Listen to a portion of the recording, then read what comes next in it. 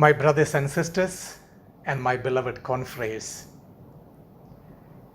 the pandemic COVID-19 has left the world with a sense of loneliness. Very many people talk today about the need to get in connection with others. Husbands who are stranded abroad long to meet their wives, their children, their family. Migrants who are stranded in different parts of our own country thirst to get back to their home. Each of them desire the nearness and the love of their beloved ones, to belong to the family, to belong to their community, to have the integrated approach to their own lives. Community life, in that sense of the word, is the most important aspect of human life. I need the other. Relationships are to be cherished. Communities have to be fostered. Human beings need to become more and more human in understanding the other as the one who is near me, for me. Therefore, I would like to spend a bit of time with you in this talk to share our understanding of community life, not only from the point of view of religious life, but also from the point of view of the church, of the family, and the humankind as a whole. Very often I hear different perspectives and views from people of great levels speaking about their own experience of communities. There is a wonderful statement attributed to Saint Aloysius of Gonzaga. It reads like this: Mea maxima penitentia vita communis. My greatest penance is community life.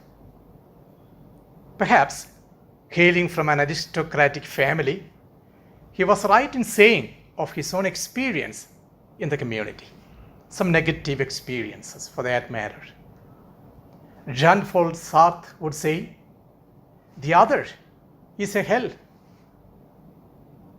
But Jesus in the Gospel of John, chapter 15, verse 15 would say, I call you no longer slaves or servants.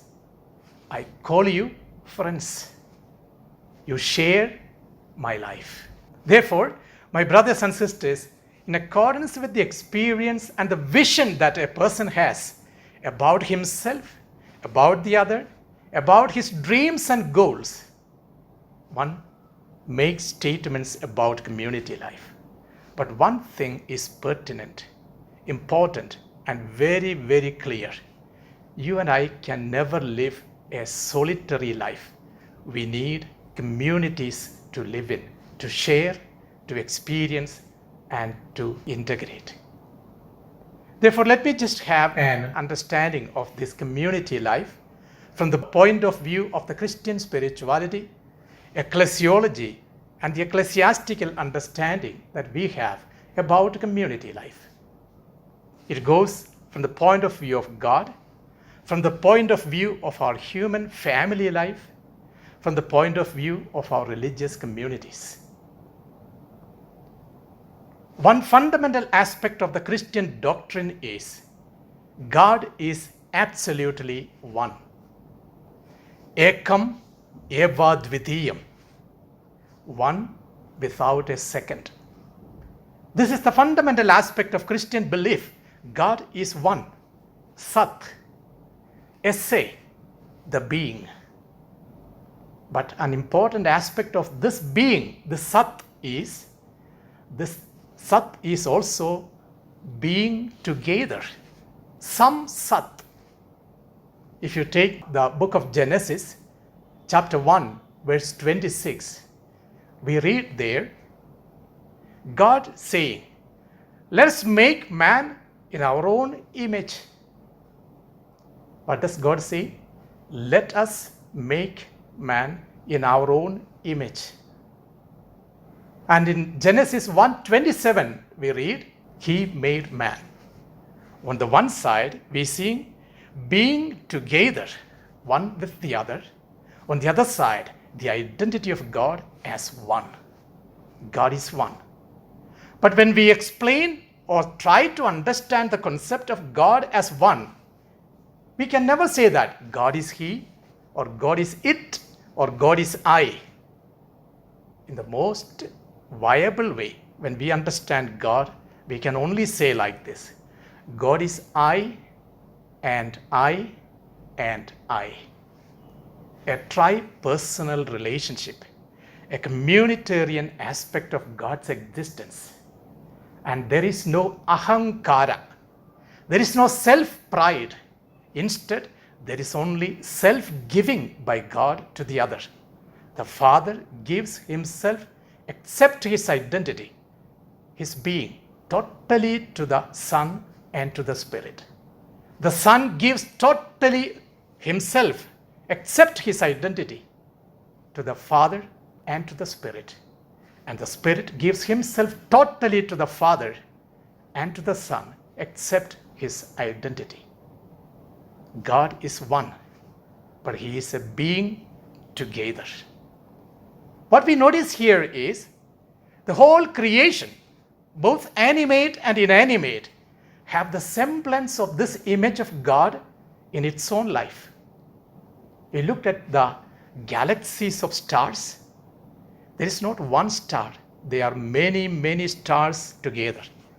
You look at the galaxy of the planets and all that hold it, they are together.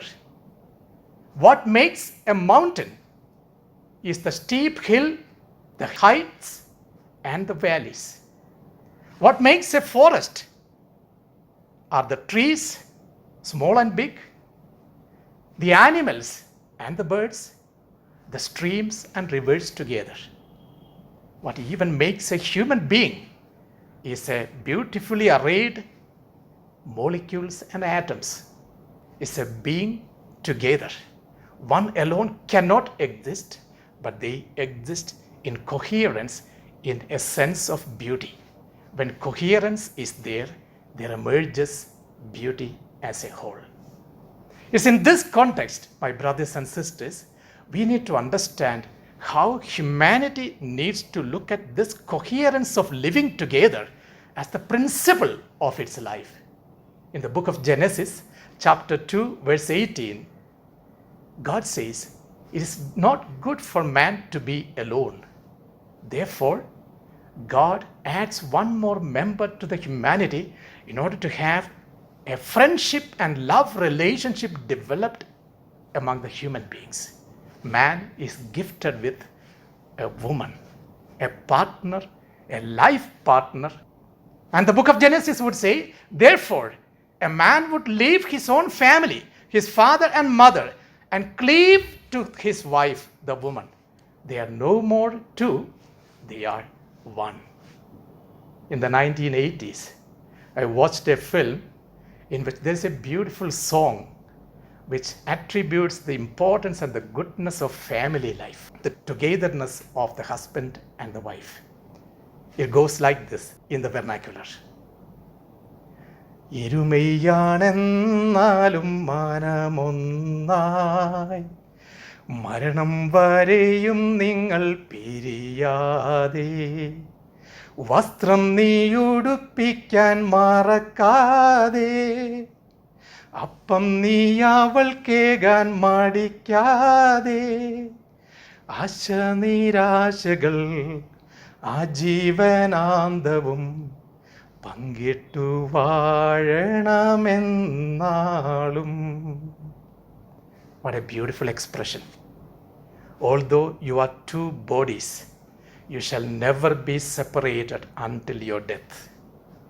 You should be able to give bread to her. You should be able to clothe him up. In all your hopes and aspirations, desperations and struggles of life, you should live together holding each other, and love and care should be your concern.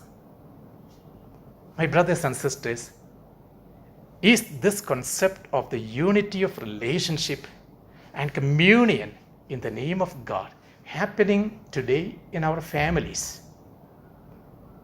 the various incidents of atrocities and violences that are happening in the domestic family life, how treacherous they are. Day in and day out we hear people manipulating the other, husbands killing the wives, wives running away with someone else. Children are deserted without the care of the parents. Parents are neglected while children are enjoying their lives. Has the family lost its saltiness? Earlier times, as you know, the families were filled with children. Some would say they were growing like grass in the field. But the concern that they developed for each other was such, there was a deep understanding and yearning for the presence of the other. But in the so-called nuclear families of the modern times, that concept of community and relationship is totally in disarray. People do not need the other because they have gadgets, they have money, they have power, they have positions. Can we throw away the culture that we have developed until now? Do you know where does this word culture emerge from? It emerges from the Latin word cultus, which means a plow. What do you use a plow for? A plow is used in order to dig deep inside the mud. So also a culture. A culture is deeply integrated in my family, in my personal life. And that integrated culture is my relationship with my God, with the members of my family, and with the rest of the people with whom I come in contact. It goes beyond the caste, color, creed, language, attitude that we possess. It's an integration of human relationship. Therefore, always remember, you and I carry the culture along with us wherever we go. That's why when people see us doing something bad, they say, that's his family culture. We carry our families along with us through our behavior and through our character. Therefore, families today should be an integrated community where father, mother, children live together in unity and understanding, forgetting their own aham and giving themselves totally for the sake of the other, integrating the goodness of the other, participating in the growth of the other, sharing the struggles and problems of the other. You make family a place of unity, love, concern, and care. Have we the guts to throw away our egocentrism and bring up and build up a new culture of community in our families? Yes, my brothers and sisters, it is in this context I also would like to reflect with you regarding a call within our own Christian call, the call to religious and community life. Having understood God as a tri-personal community being, as well as seeing our natural families as vocation to community living, we now move on to a further perspective of the life in community in the context of our religious life. When we speak about the religious life, the question that emerges in our mind first is it a natural family? Are our religious communities natural families? I used to ask this question to my students. One of the students got up and told, "Father, it is not a natural family." I asked, "What then? What is it?" The student answered, "It's an artificial family." That's perhaps not the right answer. We need to understand religious communities are not natural families.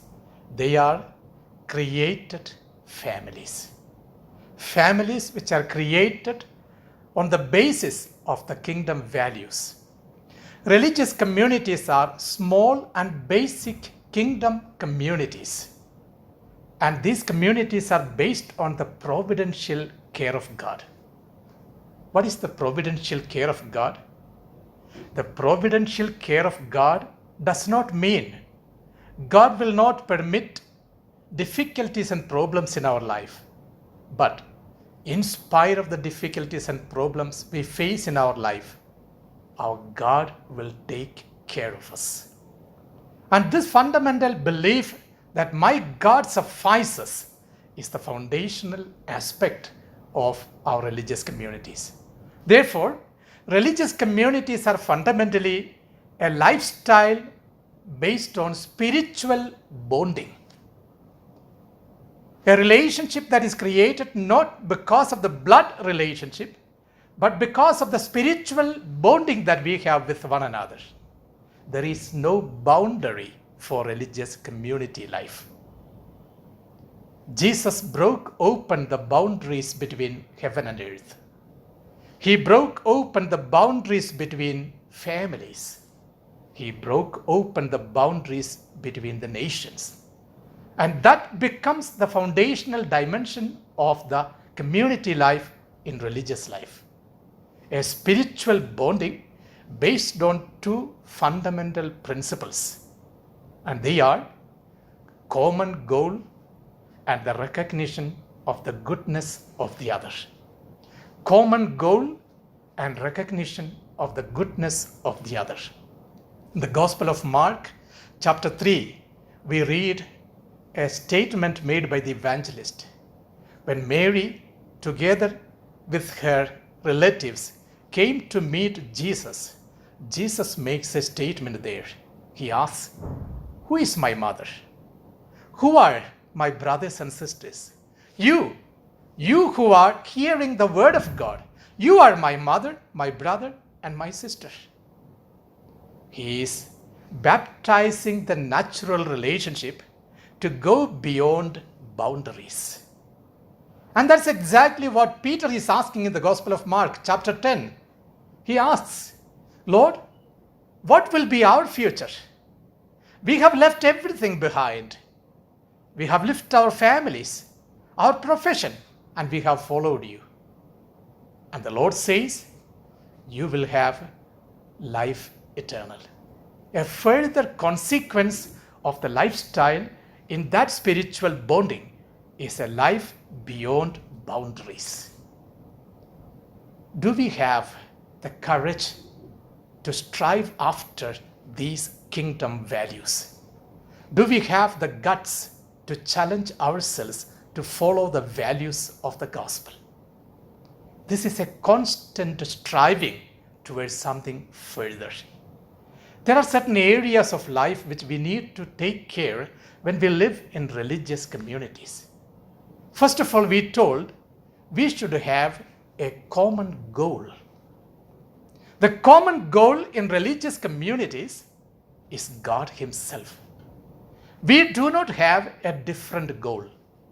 Therefore, all of us from different parts of the world, when we come together to live in one community, in one family, together sharing all our concerns and worries, the goal with which we live is God Himself.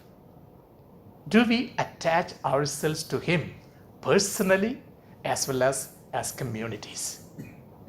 What about the concept of our prayer life in communities? Do we find meaning in sharing our prayer life together? Coming together to celebrate the Holy Eucharist, to celebrate the sacraments, praying together the Rosary, and living together as bonded in that oneness of God's love and relationship. Have we the courage to overcome our difficulties and problems? God alone suffices. That becomes the foundational aspect of our community life. One of the statements that I always used to make is this: the distance between your problem and its solution is the distance between your knee and the floor. My brothers and sisters, community life based on prayer life and commonality of our goal in God is the foundational dimensions of our life. In the modern world, we are affected by the tendencies of the secularity of the world. The greatest problem in religious life today is not that we are not praying, but our overloaded occupation with activities. Many of us tend to think that prayer is secondary. Our ministries are more important. Until and unless we connect ourselves with God, the meaningfulness of our ministry can never be cherished. And that's precisely is the meaning of prayer in communication. Every relationship grows with communication. The more you are in communication, the better the quality of the relationship, the depth of the relationship. Are our communities based on this common goal of searching God and being with Him? Let us challenge ourselves. The second aspect of our community life is the recognition of the goodness of the other. We are beyond boundaries. There is no more ghetto mindset. There is no more belief that my culture, my language, my state, my country. We are beyond the boundaries. We have a beautiful example of two people in the band of the apostles, Simon the zealot and Matthew the tax collector. We know very well, Matthew the tax collector was not a popular man. Tax collectors were considered to be sinners. They were collecting taxes for the foreigners. Therefore, Matthew could never be accepted by others. Simon the zealot, the one who is the patriot, who has so much love for his country, will never tolerate a tax collector. But you see, in the band of the apostles, in the company of Jesus, these two people could sit at the same table and have a fellowship meal. Your differences are solved when you begin to recognize the goodness of the other person. These two fundamental dimensions make us to live our community life worthily, joyfully. There are certain areas of concerns we need to address. First and foremost, we must remember our community life is a relationship. There are young people, middle-aged people, and old people in our communities. One of the greatest needs of our communities today is to give respect to the old and sick people. My brothers and sisters, we do not value experience. The experiences that our elderly confreres, our brothers and sisters who are seniors, can share with us is unbelievable. The life journey that they have made should become gospel for us. Messages of something that is lived before can also enrich the life to live still. Therefore, take our seniors seriously, especially when they are sick. Let us not fool them. Let us not put them aside. Let them become part of our lifestyle, knowing very well tomorrow you and I also will be old and sick.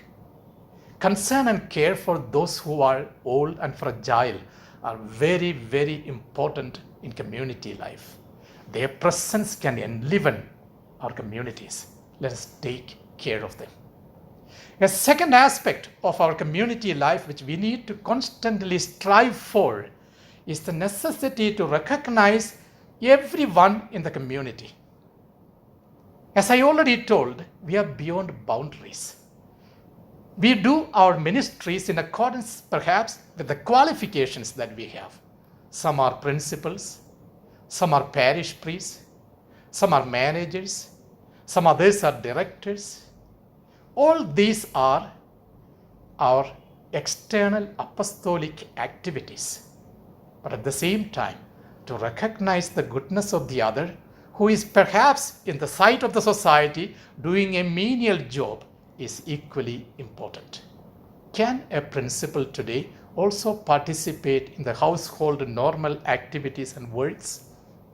Why can't we take it up? Are we meant for only white-collar jobs? We need to share the burden of the rest of the members of the community, and those who are behind the curtain always should be exposed also to the public forums while praising and appreciating their goodness and their good qualities. This is an important aspect of our community life. Perhaps we also need to take care yet another aspect of our community life, that is, encourage lighter moments in our communities. Recreation, hobbies, and time to have enjoyment and fun are equally important for community life. Do we permit ourselves for that? Do we share the freedom to make fun with others and to take the fun back on ourselves?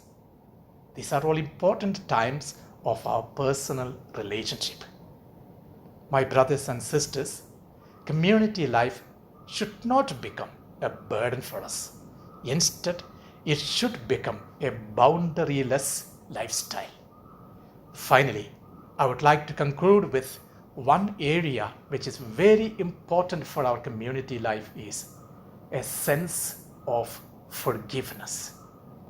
It's always possible that in one way or the other, we get hurt by the behavior, by the word or the deed of another person. But have we also that gracefulness inside of us to accept the mistake of the other, especially if one is sorry about what has happened? Can we forgive the other person? I believe this should become a message for our life. I always look at the Gospel of John, chapter 1, wherein the interaction between Nathanael and Philip are mentioned. Philip goes to Nathanael and tells him, I have seen the Messiah. And where does he come from? He's from Nazareth. Nathanael says, what good can come from Nazareth? But out of the compulsion of Philip, Nathanael now goes with him to meet Jesus. As Jesus sees Nathanael coming to him, he makes a statement. Here comes an Israelite in whom there is no guile. Jesus praises Nathanael for his spontaneity of expression. And Nathanael asks him, Lord, where do you know me? And Jesus says, I saw you under the fig tree. Fig tree is the symbol of knowledge. And Nathanael perhaps was reading the history of Israel, and he found Nazareth is a remote, tiny village. Messiah should not or cannot come from there. Now Jesus baptizes his personality. He tells him, you are a spontaneous, straightforward man. But otherwise, in the context of our communities, this could have become a big problem, isn't it? He spoke ill of my place. She spoke ill of my country. She is speaking ill of my people. All these things could emerge from our human perspective. But Jesus, in fact, is taunting Nathanael by teaching him a lesson how gracious and how graceful he is in dealing with opposite mindset. Our communities should become promised land. What's the speciality of the promised land? Promised land is the place where milk and honey flow. Milk stands for the administrative good. We have it plenty.